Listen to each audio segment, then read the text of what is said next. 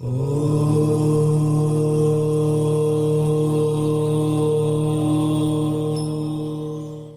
answer your question about why Lord Shiva did not help, okay? See, at that time, it was 3 months into the tapas, okay? Satyaraju was made to sit in tapas. He was put in samadhi. Every day, night, he would come out of samadhi at midnight, and he would remain out of samadhi for about an hour. And again go back into samadhi. Right?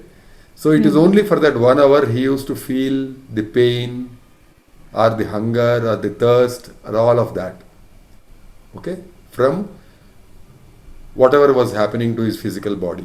Otherwise, the rest of the time, the rest of the 23 hours, he was in samadhi, so he wouldn't feel anything, he wouldn't know anything. Okay? Now, the cobra bite that happened, a black cobra bit him when he was about 3 months into the tapas. Okay? Now, after the cobra bit him, when the poison got into him and he could not bear that pain, out of that pain, he decided to go. He said, no, this is enough. I'm not going to continue this tapas. I had to sit here. I cannot go home. There is no protection from snakes or rats or anything here. And so a snake has bitten me and the poison has climbed up the whole of my body. My whole body is now poisoned. I am unable to bear the pain. So let me go back home. Right? It was at that moment that Jangamadevara came and stopped him. Right? That Jangamadevara was nobody but Lord Shiva himself. Okay? Now, so there I feel it was a test for determination. See, tomorrow this boy, that Jangamadevara, who was Lord Shiva, was preparing Satyaraju to be a yogi, to be a guru to the whole world, Jagat Guru, right? So unless the boy has enough determination to bear pain, he won't be able to achieve much. So there it was a test also. And that is what Swamiji used to tell us. Any suffering of the body, if I take it as suffering, not only me, anybody who is doing sadhana, if they take it as suffering, they will not tolerate it, they will leave it and go. Whereas if they take it as a test, then they'll take it as a challenge and they will pass through that. Okay? Now that is exactly what happened at that time. So Jangamadevara stopped him from going home, told him that he was being prepared for a very big job, a very, very big responsibility, which is much bigger than just taking care of his family or his own health or life. Okay? So that is when Satyaraju determined to himself. He took an oath, actually, saying that either I will die doing this or I will become a yogi. But I am not going home. I am not leaving this path, however difficult it is going to get. Okay? I may die doing this, but I will not go back from this. I will not go home. So that determination came in him because of the snake bite, because of the pain he suffered from the snake bite. The pain could easily be taken care of by Lord Shiva, and that's what happened, right? He simply taught him a mantra, and with the help of the mantra, which is nothing but the Panchakshari mantra, Om Namah Shivaya, Satyaraju could get rid of the pain. Okay, ma? Now, see, you have raised this interesting topic of the mantras. Okay? But then you are also asking me whether gods are pleased by mantras and that is the reason they ask you to do the mantra. So you have a number of questions around this. So I thought it's good that we discuss mantras themselves. Okay? Probably a few minutes. The correct English term for this mantra is actually incantation. Okay? Which, as per the dictionary, is a series of words said as a magic spell or charm. That is what we say is a mantra. Okay? But let me also tell you that mantras are not just for fulfilling desires. As you yourself pointed out in the question, mantras can cure people from snake bites, okay, from poison. And this did not happen only to Satyaraju. We know of several people who have been treated of snake bites by people who chant mantras, by incantations. Okay? Now, you might know that a disciple of Swamiji by the name of Ramalingeshwara Rao, who lives in Adivarapeta, who is now alive and he is there in Adivarapeta. He has been taught the mantra by Swamiji to cure people of snake bites.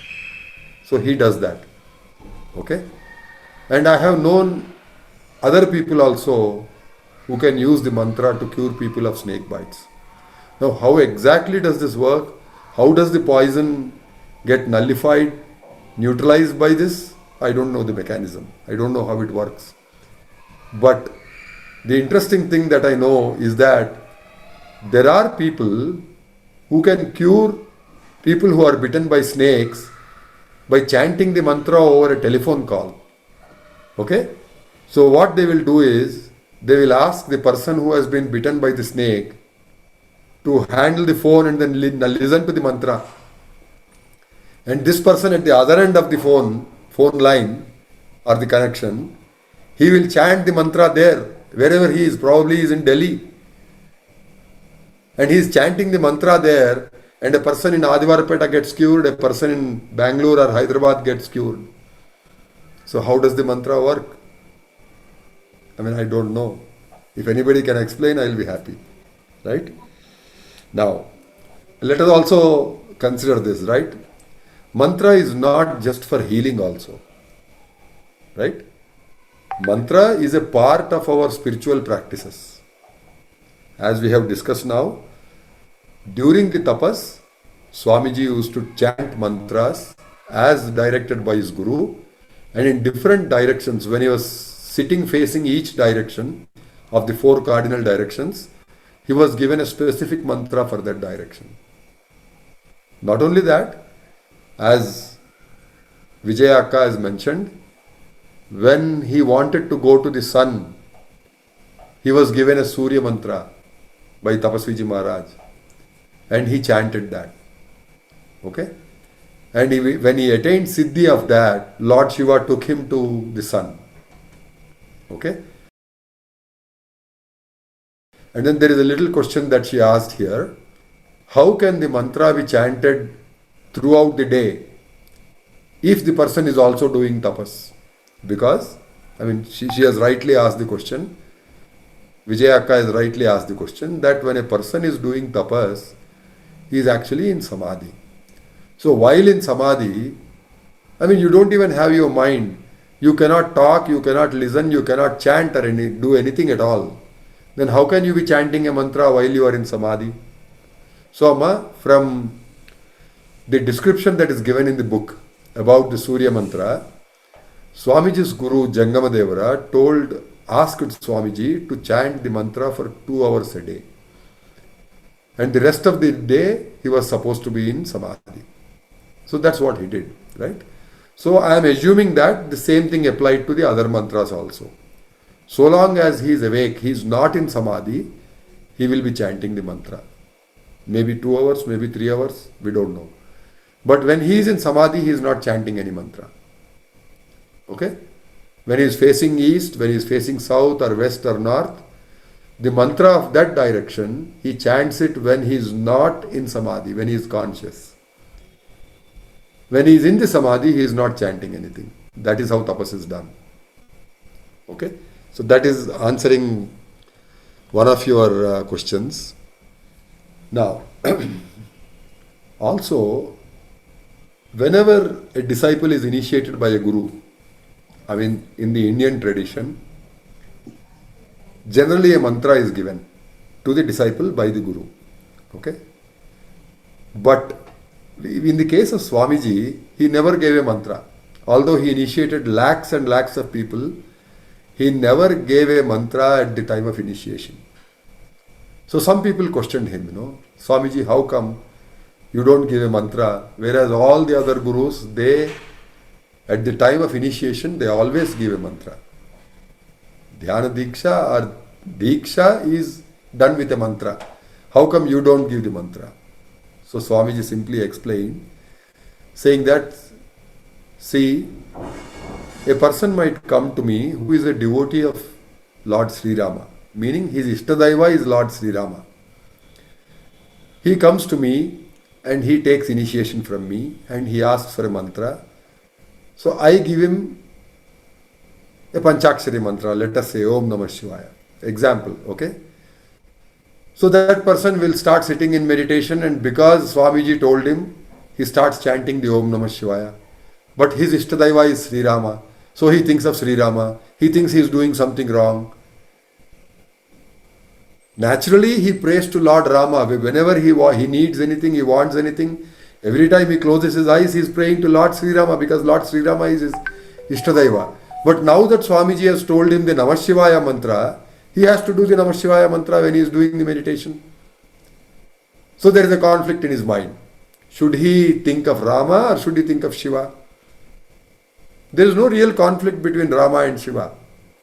But in the mind of this devotee now, there is a conflict. So he is unable to do the meditation. Now this is the example that Swamiji gave and said that this is the reason Swamiji does not give a mantra at the time of initiation. He just gives silent meditation. If there is a need for a mantra for a devotee,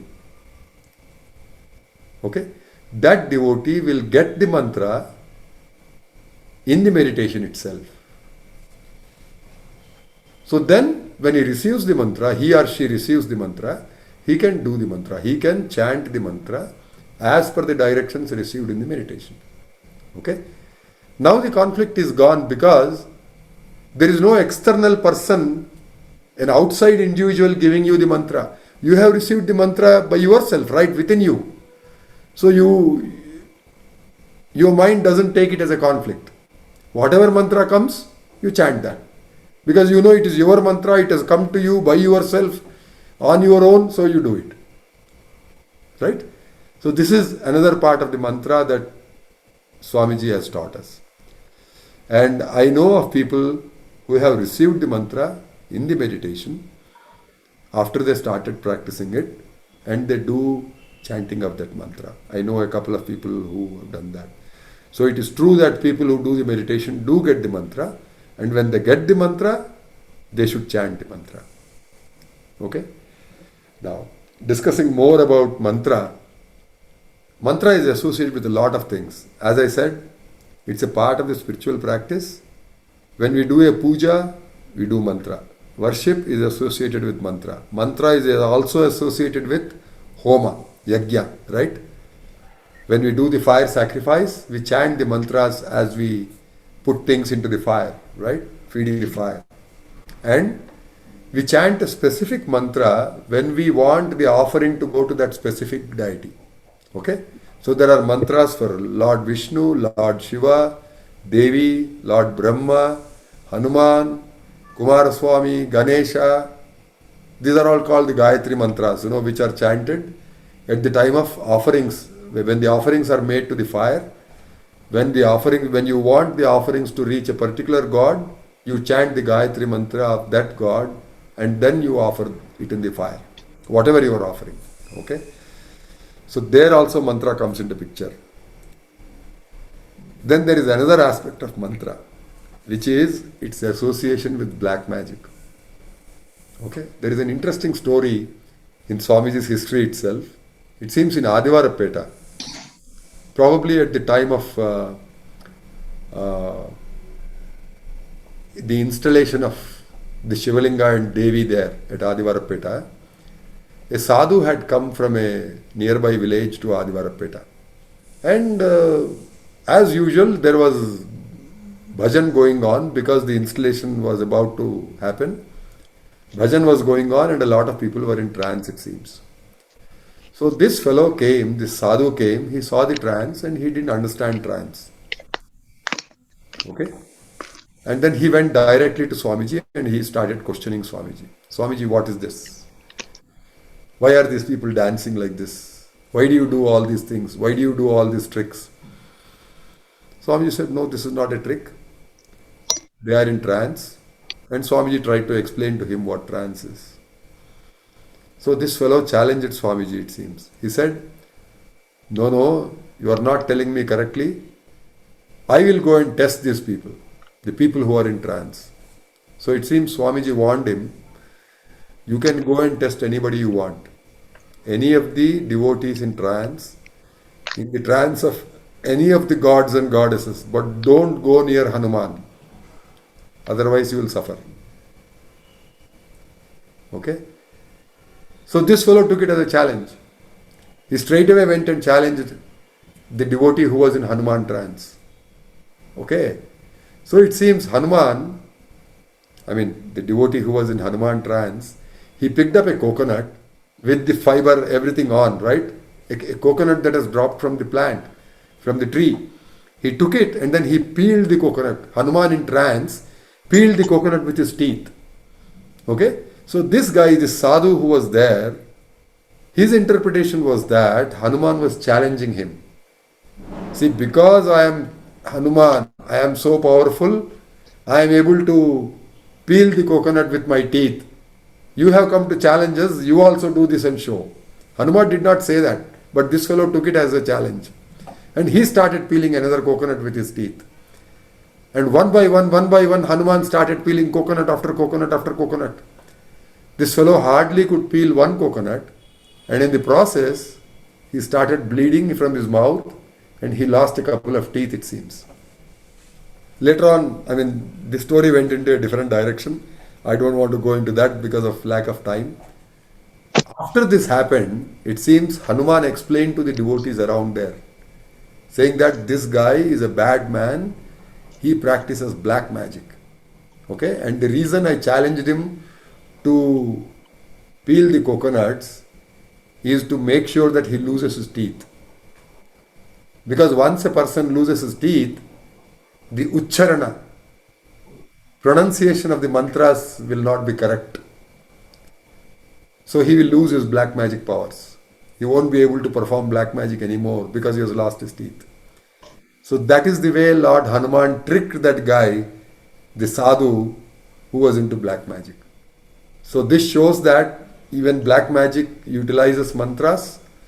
Not only that mantra, the ucharana, pronunciation of the mantra is very, very important for the mantra to be effective. Okay? Now let me tell you another aspect that Swamiji has told me about mantras. Swamiji told me that today you people are doing everything with yantra shakti. Yantra is what? Machine. All that you are doing is with the help of machines. Okay? He was actually referring to the arms. It could be a gun or a rifle or a tank or a missile or an atom bomb or a nuclear bomb. Okay? He was referring to those. So he was telling me that all this that you are doing now in the current age by the help of machines. Whereas in the olden days, in the ancient times, it was done with mantra shakti. So what he meant was, when we say an astra is a weapon that is associated with a mantra, a particular mantra. Only if the mantra is chanted properly will the astra have its effect, will have its desired effect. Okay? And there are a lot of astras that we know about. Pashupata Astra is one of them, which Arjuna received from Lord Shiva. Okay, he had to perform the penance for 1 year to receive the Pashupata Astra from Lord Shiva. Now what Swamiji told me was that, it's a very interesting thing, okay. He said, you people are using Yantra Shakti and you don't have to have the Shakti to neutralize any of the weapons that you trigger. Okay? Including a gun. Once the bullet is fired, there's nothing we can do about it, right? The bullet will go and do its damage. Right up to the atom bomb or the nuclear bomb. We don't have any mechanism today to neutralize the radiation that comes out from an atom bomb or a nuclear bomb. But Swamiji claimed, In the ancient days, they had the astras, but they knew also how to neutralize the bad effect of one of the astras with another astra.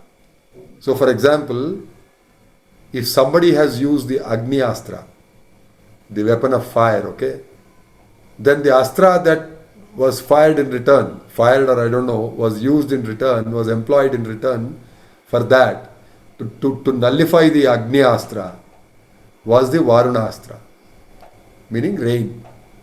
Varuna is rain or water, okay. So the rain will come and quench the fire. The fire will be put off by the rain. So like this, the astras that were used in those days, the people who used those astras, they also knew how to nullify the astras. But today we are using yantras, we are using weapons and we don't know how to nullify them. Okay? So this is how much Swamiji told me about the mantra Samma. Is there anything else that you would like to know? And as you yourself said, it's not to just please the God. I mean, there is so much behind a mantra, okay? Say, for example, as I told you now, there is a victim of a snake bite. He has been bitten by a snake and he is suffering the pain from the poison. There is another person who practices the snake mantra and he is at the other end of the phone line, the phone connection somewhere very far away, and he is chanting the mantra. I mean, which God is being pleased by the victim here? So it's not necessary that to derive the benefit of a mantra, a person has to satisfy or please the God with regard to that. I mean, that may apply in some sense in one particular situation, like it happened with Swamiji when he was doing the tapas, dik tapas, facing one particular direction, right? But that's not applicable to all the mantras all the time. Okay? Now, again, let me repeat, how exactly the mantras work, Swamiji did not tell me, so I don't know. Okay? Anna, one question. Yeah, tell me, Amma. See, you were telling about the mantra ucharan, Ah, but we can chant mantras mentally also, no? yeah, I Amma. mean, so that doesn't matter. See, I also have lost some teeth, but I want to chant chant mantra, and I actually like to chant Gayatri mantra. So when you told that Ucharan is not correct, I thought all the Gayatri mantra I was chanting wouldn't have effect or what I was No, Amma, like see, thinking. I do let me, mental chanting, but. yeah. So now let me clarify there, right? See, using a mantra as a japa is different, right? Mhm. Okay, so because you have asked the question, I'm reminded of this. You know the story of Valmiki, right? Mhm. Who was his guru? Ram, Ram, Ram, Ram. Mara, Mara, Mara. Ah, exactly, right. So, I mean, his guru, who was sage Narada, asked him to chant the mantra of Rama, Rama, Rama. He could not even do that. He said Mara, Mara, Mara, Mara. He said Mara instead of Rama. But still that had an effect, right? Mm. Look at what happened to Valmiki. Okay, man. Yeah. So, I mean, Ucharana is important probably when you are using a mantra for a snake bite cure. But Ucharana may not be important when you are thinking of God and praying to God and using a mantra to pray to God. Right? Mm. So, there, can I say it is japa instead of mantra? You are repeating the Mantra japa, mantra notice. Mantra japa, just to think jap, of jap. God, right? You are not Mm. looking for any specific effect from that. No, but Gayatri mantra, if I chant, I generally look for some benefit, like some spiritual benefit, concentration of mind, and all that. No, ma, the spiritual benefit is okay, you will derive it still because, as you said, it's a mental operation, right? It Mm. happens in the mind. Now, Mm. let me tell you one story again, which is from the scriptures, okay? Anna, This is a story which is there in the Bhagavatam. That's right. Okay, it's actually at the beginning of the Bhagavatam. It is about the Sarpayaga, Amma. You know the Sarpayaga? no, I don't Okay. know. No, so let me not get into the full story. I'll just tell you that part, right? Now, a king is performing a homa because he is angry at snakes. because his father died of a snake bite. Okay? So now this son, the prince who has now become the king, he wants to destroy the snakes in all the worlds. He doesn't want to leave even a single snake. So he calls some sages and then he asks them to perform a yaga. And they are performing a yaga and they chant mantras. And as they chant mantras, all the snakes, one by one, they come and fall into the fire pit and they are getting killed. Okay? Now, so a point came where, the whole complete snake family would have been destroyed.